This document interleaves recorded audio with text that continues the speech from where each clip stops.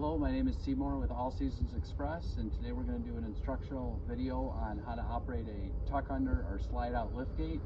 We'll start at the front of the trailer with your liftgate cable. These trailers, some are equipped with, all are equipped with a single pole plug. Some are equipped with both a single pole and a dual pole in case your tractor is equipped with a dual pole plug.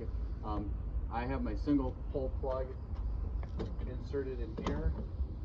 It's a good idea to have it inserted at all times whenever you're running the liftgate, so that way you have a constant power supply going to the liftgate.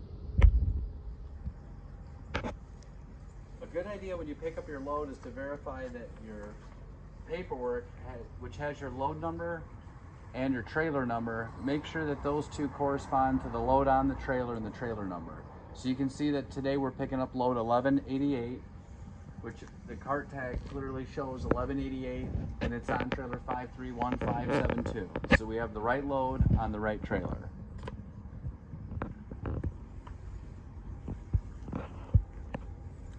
The controls for the tuck under liftgate are mounted on the passenger side of the trailer. You have an on-off switch, a tilt, a slide, and a lift.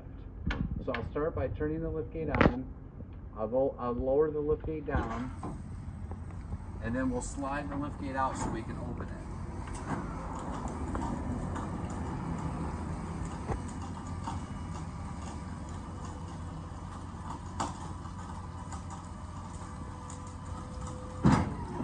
Once you slide the liftgate all the way out, take the upper plate, flip it open. Then you'll want to tilt the liftgate down a little bit. I like to leave it at a slight angle upward so the carts don't get away from me. And then I'll run the liftgate up just to make sure the liftgate is properly placed at the floor of the trailer.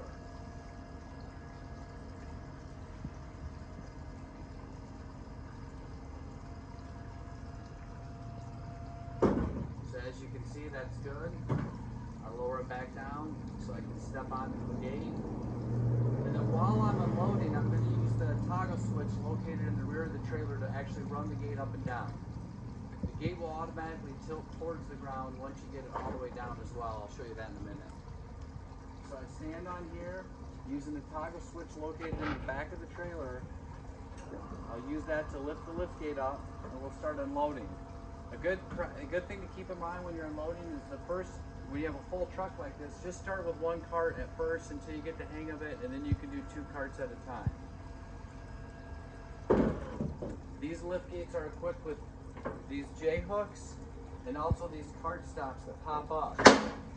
So what you can do is to pop these cart stops up, just hit this tab, these cart stops come up, and you also have the J-hooks. So now we're ready to start unloading.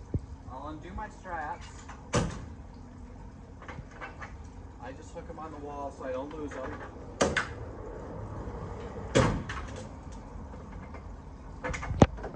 Okay, so now we have the liftgate in the proper position to start unloading. We'll start by taking our straps off.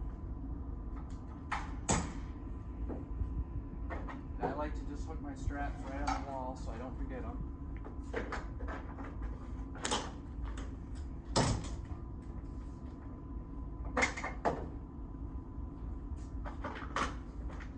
Start with the center cart, and again, this being my first cart coming off the truck, I'm just going to start with one at a time. So release the brake, you just kick the brake release, pull the cart towards you. It's a good idea to always keep your hands on these handles versus the side of the cart. That way when you're loading and unloading, you have less potential to hurt your hands. Roll it over into the J-hook. I'll set my brake, and I'll walk around, use the toggle switch, and I'll lower the cart to the ground, and then we'll roll the carts off. Once we get down to the ground, the liftgate will auto tilt towards the ground. We'll close the cart stop so we don't grip on them. You do that by moving this tab back to the driver's side of the liftgate, and then you can push these tabs down and release your brake, and you're ready to take the cart off. Roll it out of the J-hook. ground at the customers. When you're at the customers, wherever you leave the cart, make sure you click the brake. You should hear it click twice. And that way you know the brake is set on the cart when you leave it at the customers. So when you're getting ready to reload, do the same thing just in reverse. Kick the brake release.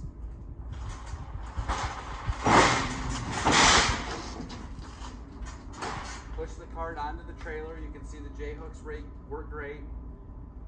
I like to set my brake just to be safe.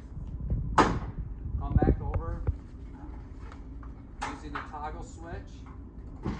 Run the liftgate back up.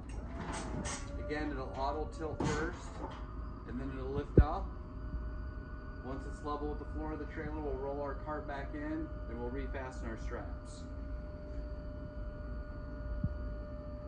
It's a good idea too to make sure you don't have anybody standing around the perimeter of the liftgate on the ground, just in case the cart does decide to tip. If the cart does get away from you, these carts are heavy, don't try to catch it.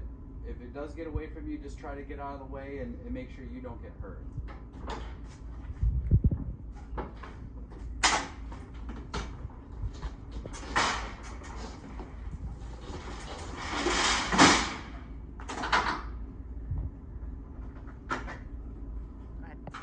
When you're putting your straps in, always make sure these tabs are spring loaded. You always want to make sure the tab's up, even if the strap means it's twisted. The reason being is if you put this into the logistics poster, the E-rail, and going down the road for whatever reason, a little spring in there becomes loose or falls out, then your strap would just be riding loosely and it would fall out. So it's a good idea to always put the straps back in with the tab up.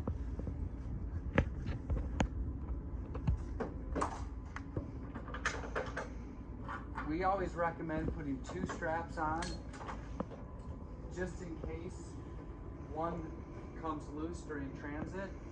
The other thing that's important to remember is make sure these corner protectors are on. The edge of the carts are sharp, and going up and down the road, the corner of the cart rubbing on the strap can rub through the strap. So you want to make sure when you put these on, these corner protectors are on the corner of the carts.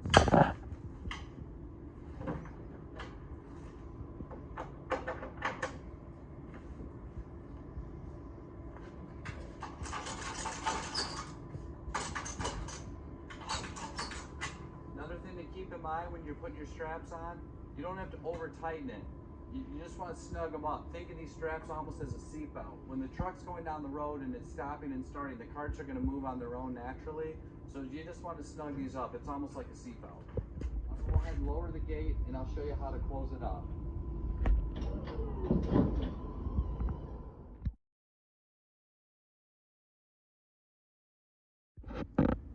Before we close the gate, one thing I'd like to show you is there's these rollers located on the bottom of the liftgate to move the liftgate in and out on. So you actually want to set the liftgate down on these rollers, and that way when you're running the liftgate in and out, it slides easier and it doesn't damage the customer's asphalt. So we'll go ahead and lower the gate down. Once we get the gate down, we'll flip it closed. We'll slide it back in, and then we'll lift it up to the stored position. So once we're all the way down again, you can see that the liftgate is going to go in and out on the rollers. So you can flip it shut, slide it in,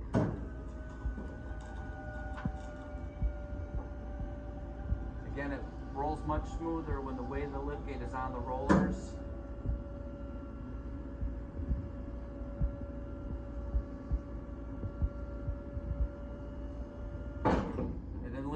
Up. One thing to keep in mind, when you close the liftgate, you want the liftgate level with the ground. So in other words, what you don't want to do is close the liftgate, and let's say you have it something like that. Because you can see the problem there is now you have a real low point that's probably going to bottom out pulling in and out of customers going up and down the road. So again, when you close it up and you have it in the up position, you want the bottom portion of the liftgate level with the ground so you can raise the gate up as high as possible and go ahead and close it right up against that bumper. That keeps it shut, and that also keeps this from shaking going up and down the road. Then you can turn the liftgate off, close the cover, and you're good to go to your next stop. All right, mounted on the driver's side of the trailer is the battery box, which houses the batteries. It also has a spare liftgate cable, and it has your paperwork when you first come pick up your load. So here's your paperwork, here's your batteries. If you have a problem out on the road, chances are that liftgate might not be getting proper power. So I want to show you a couple things to look for. There's 2 circuit breakers mounted inside this battery box. One that is in between the batteries and the liftgate, mounted on this side, and one that's mounted on the other side, which stops the power from the front of the trailer coming to the batteries. The way you reset these, if these happen to be tripped, is not by depressing this red button like you might think. That actually trips it. So you'll see when I press this red button, our voltage will go right to 0. So I've actually tripped the circuit breaker. So for whatever reason, if your liftgate isn't working, it's not getting enough power, come around here and make sure this hasn't been tripped. Check your voltage meter and check this. So to reset it, you just press this black tab back in. It's hard to read. It actually says reset on that black tab. Push that back in, you'll hear it click, and your voltage will come back up. Same thing on the other side. There's one that mounted on the front of the battery box as well. So I've tripped it. I'll reach in with my finger, you'll hear it click, and I'll reset it. That way we have proper voltage. Here's your batteries. There's a spare liftgate cable. So if you have a problem with the liftgate cable on your tractor, you feel free to use this one. Just please return it when you're done, and your paperwork will be here at the time that you pick up your load. If you have any other problems when you're out on the road delivering, please feel free to call us and we'll help you via either over the phone or we'll call a service truck out to you. But please always check first that these circuit breakers haven't been tripped.